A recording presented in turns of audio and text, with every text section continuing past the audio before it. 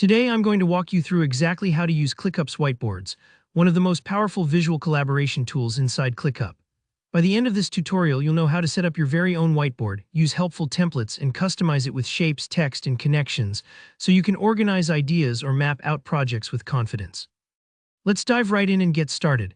The first thing you'll want to do is navigate over to the left pane in your ClickUp workspace. This sidebar is where all your main tools live, so don't worry if it takes a moment to locate whiteboards, just look for the whiteboard option and give it a click. This brings you to the heart of ClickUp's collaborative canvas. Now when you open up Whiteboards, you'll be prompted to decide how you want to begin. You have two choices here. Create a whiteboard entirely from scratch, or use one of the ready-made templates that ClickUp provides. Think of templates as your creative starting blocks, especially helpful if you're exploring whiteboards for the first time, or if you want to jump straight into mapping out something like a brainstorming session or a workflow. For this walkthrough, let's stick with a template. Once you choose a template, you'll notice it opens up as a flow chart. Flow charts are excellent for visualizing processes step by step. Imagine you're planning out a new project or laying down the roadmap for your team. At the bottom of your screen, you'll spot all of the essential tools available for customizing your whiteboard. Take a moment to glance over these because each tool adds a different kind of functionality.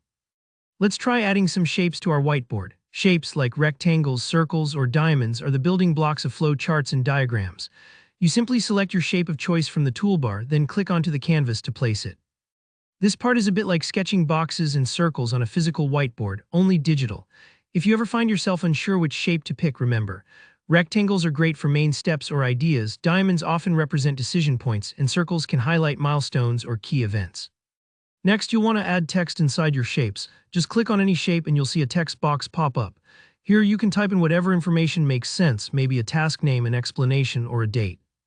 This step is important because it turns abstract shapes into meaningful content. You're not just drawing, you're giving structure to your thoughts and making sure everyone understands what each part of your flow really means. Now let's connect your shapes using arrows or lines.